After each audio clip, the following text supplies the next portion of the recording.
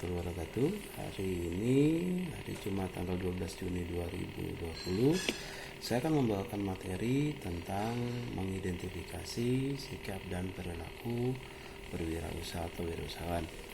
Baik, untuk materi kali ini adalah materi pertama untuk pembelajaran produk kreatif dan kewirausahaan untuk kelas 11. Nah, di hari ini nanti akan saya membawakan apa sih sebenarnya wirausaha. Jadi sebelum kita masuk ke materi, baiknya kita mengenal dulu wirausaha, ya. Terdiri atas dua suku kata, yaitu wira yang artinya perwira, kemudian berani dan mandiri, dan usaha yang artinya daya atau upaya. Nah, melihat seseorang yang memiliki kemampuan melihat dan menilai kesempatan-kesempatan bisnis, kemudian mengumpulkan berbagai sumber daya yang dibutuhkan untuk mengambil tindakan yang tepat. Jadi tujuan berwirausaha adalah untuk mengambil keuntungan serta memiliki sifat, watak, dan kemauan untuk mewujudkan gagasan inovatif ke dalam dunia nyata secara kreatif dalam rangka meraih sukses dan meningkatkan pendapatan. Nah, kemudian sikap mental dan sifat jiwa atau sifat ciri dan watak seseorang yang memiliki kemauan dalam mewujudkan gagasan inovatif secara kreatif dalam rangka upaya meningkatkan pendapatan di dalam kegiatan usahanya. Jadi sikap mental kewirausahaan ya seperti itu ya. Jadi harus memiliki gagasan inovatif, kemudian mental yang kuat, dan memiliki ide yang secara kreatif inovatif bisa mengubah pendapatan maupun pola pikirnya. Selanjutnya adalah tujuan yang bisa dicapai oleh seseorang yang ingin terjun ke dunia wirausaha, yaitu pertama, meningkatkan jumlah pendapatan atau income yang berkualitas. Kemudian untuk menghasilkan kemajuan dan kesejahteraan masyarakat, dan membudayakan semangat sikap dan perilaku kewirausahaan yang andal dan unggul, dan menumbuhkan kesadaran kewirausahaan yang tangguh dan kuat. Manfaatnya apa sih kewirausahaan itu? Nah, bisa kita rinci satu persatu untuk manfaatnya. Pertama, yang paling kita rasakan adalah mengurangi pengangguran. Ya, yang mana misalkan dalam satu keluarga ada satu orang atau katakanlah suami istri memutuskan untuk berwirausaha, maka dia bisa mendapatkan hasil untuk mencukupi satu keluarga yang mungkin terdiri atas 5-7 orang. Kemudian yang kedua adalah sebagai generator pembangunan. Jadi mensupport atau membangkitkan income dan mewujudkan pembangunan, sehingga jumlah pengangguran yang tadi kan berkurang. Kemudian dari sisi income bisa meningkatkan pendapatan untuk memajukan pembangunan dalam suatu bangsa. Yang ketiga, sebagai suri toladan di masyarakat. Kemudian yang keempat, mendidik masyarakat untuk hidup secara efisien, tidak berfoya-foya dan tidak hidup boros. Kemudian fungsi-fungsinya apa sih? Ya, yang pertama, dalam berwirausaha ini kita bisa menghasilkan sebuah inovasi-inovasi yang baru, ya. Jadi inovasi-inovasi yang sebelumnya mungkin belum ada, dengan membuat contohnya sebuah UKM baru, maka bisa muncul ide-ide kreatif untuk membuat inovasi yang baru dan nyata. Yang kedua adalah membuka sebuah pasar baru yang sebelumnya itu tidak ada, kemudian menciptakan pasar yang benar-benar baru, fresh di mata masyarakat, dan membangkitkan semangat serta jiwa wirausaha. Yang ketiga, memasuki usaha baru yang belum pernah dicoba oleh orang lain. Ya, yang keempat adalah memulai produksi barang atau jasa baru. Kemudian sasarannya apa sih untuk kewirausahaan?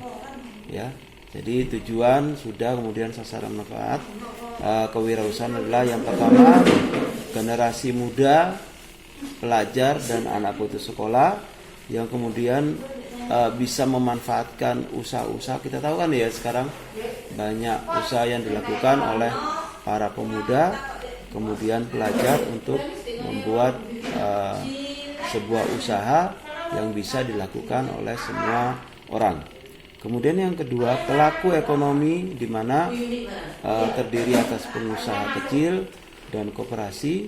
Kemudian yang ketiga ada instansi pemerintah, BUMN dan organisasi profesi dan kelompok masyarakat.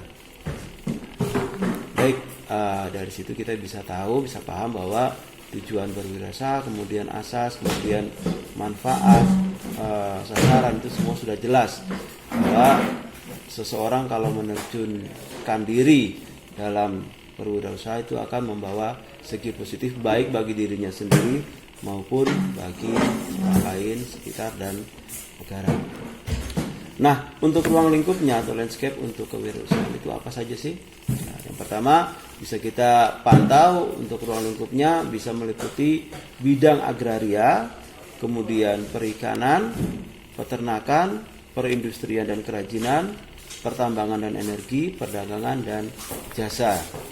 Nah, setelah kita tahu ruang lingkupnya, kemudian apa saja sih yang bisa membuat seorang wirausaha atau pengusaha itu menjadi seorang yang sukses atau dilabeli sebagai pengusaha yang sukses? Yang pertama adalah dia harus memiliki sikap kreatif, proaktif, dan inovatif. Yang kedua, tidak konsumtif maupun boros. Yang ketiga, mengutamakan keberhasilan, mampu bergaul, dan bersikap luas. Yang keempat, mampu mengorganisasikan dirinya, berkumpul dengan orang lain, membuat jaringan, sehingga memiliki sebuah wawasan dari orang lain dan juga pengalaman. Berwatak baik, berpikiran positif, ulet dan terampil, mempunyai komitmen tinggi, dan berani menanggung resiko. Nah, selain itu keterampilan apa saja yang harus dimiliki oleh seorang wirausaha? Yang pertama kita bagi dua ya. Yang pertama adalah keterampilan dasar, kemudian yang kedua adalah keterampilan khusus. Untuk keterampilan dasar sendiri, yang pertama adalah harus memiliki mental dan spiritual yang tinggi.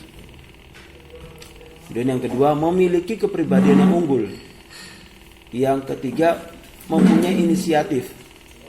Ya, yang keempat, dapat mengkoordinasikan semua lini dalam usaha tersebut.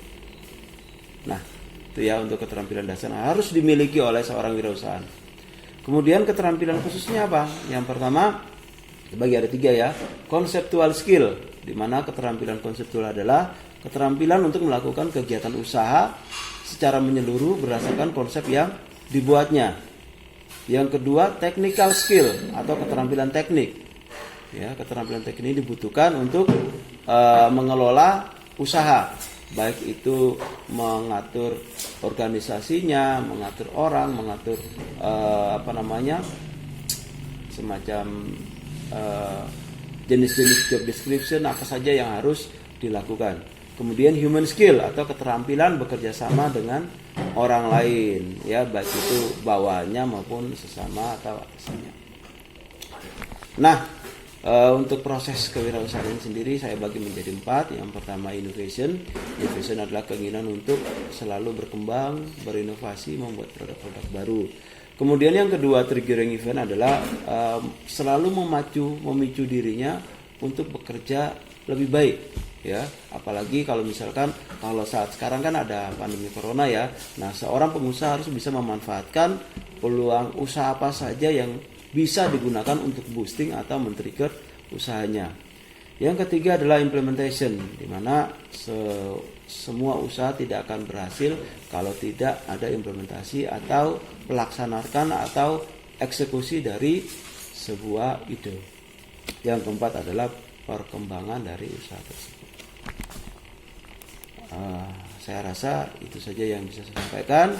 Untuk pertanyaan maupun ide, gagasan maupun kritik bisa Anda sampaikan ke channel YouTube maupun ke web. Terima kasih. Assalamualaikum warahmatullahi wabarakatuh.